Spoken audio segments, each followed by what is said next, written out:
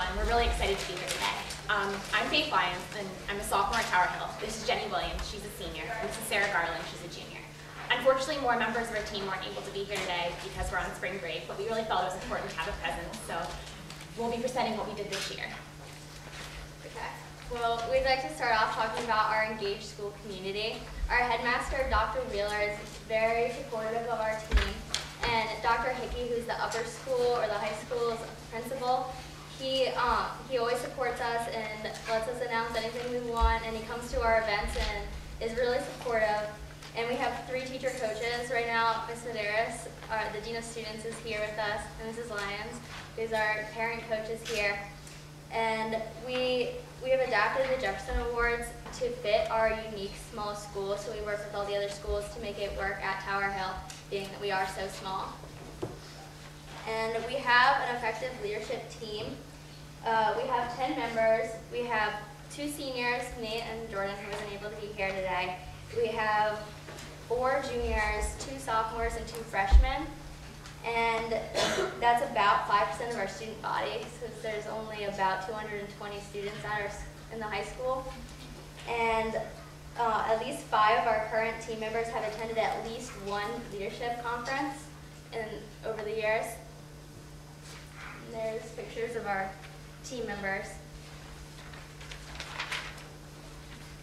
So each month we have meetings and we discuss the nominations we've gotten, and we get them in various ways. We go out and we talk to the student body and see who's gone beyond their requirement for school, which is 40 hours.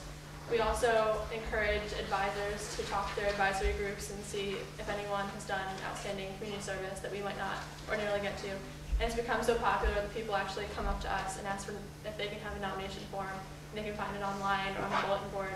And they ask us, like, when is the next award going to be presented, and they're really excited about hearing about it. And we present the awards at morning assembly, so the whole student body is present, including faculty, so everyone is aware of what their friends may be doing secretly or in public, but so they get to know about it, and then other people get interested just by seeing people win the award. And also, we have a very active community service club at our school, which is different than the Jefferson Awards, but we work together on lots of things, and so it's really a cooperative environment. And here are some of our winners from each month.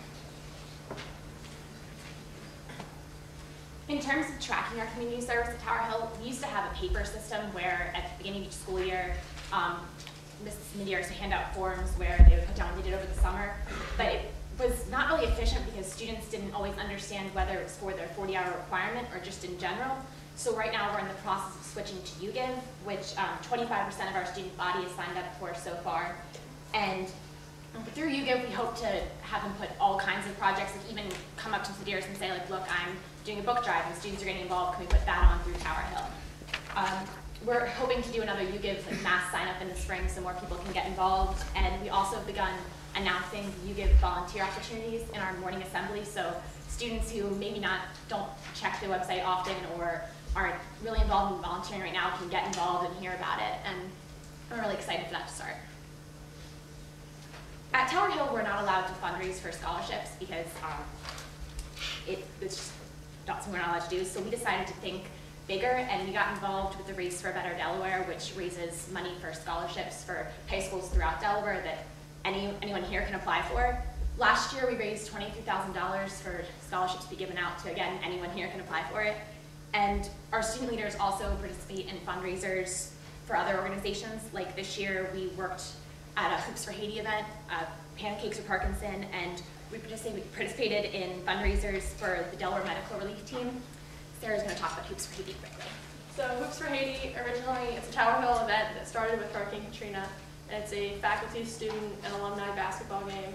There's a big rivalry between the faculty and the students.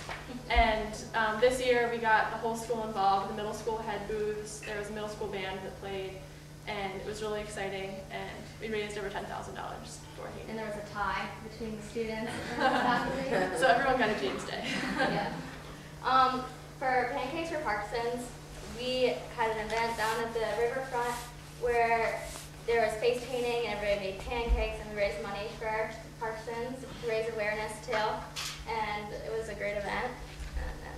In terms of the Delaware Medical Relief Team, because we're a small school, all of our members wear a lot of different hats, and a lot of our students and action members are also part of the student union group. And for a couple of those dances, we collected things like Band-Aids or wrist braces or ankle braces to send down to Haiti to help the people whose lives were destroyed by the terrible earthquake.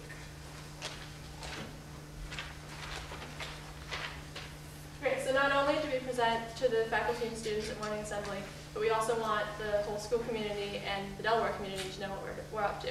So we send press releases to TowerNet, which is our website, also to the Weather Vane, which goes out to parents and alumni, and then we also have a little section in Crossroads and News Journal. This year we held a leadership and the press event, and we emailed over 50 schools in Delaware. Some of them, all of them were Jefferson Awards plus extras that aren't in Jefferson Awards yet. And since the event, Wilmington Friends School has expressed an interest in becoming part of Jefferson Awards, and we invited Concord and Brandywine. Congressman Castle, former Lieutenant Governor John Carney, Sam Beard, Executive Editor of the News Journal David Ledford, WDEL commentator Al Massetti, and photographer Elisa Morris all attended as panelists for us. And it was a great event. They told funny stories, and we learned a lot about their lives and how they interact with the press on a daily basis. And we invited our winners from this year to come to the event and take a picture with the distinguished panelists. Also, to let everyone know about it, we created a Facebook group, and then afterwards we wrote a press release that we put on our website. Sure, guest panelists. Yeah. Our Career Academy has expressed interest the past years to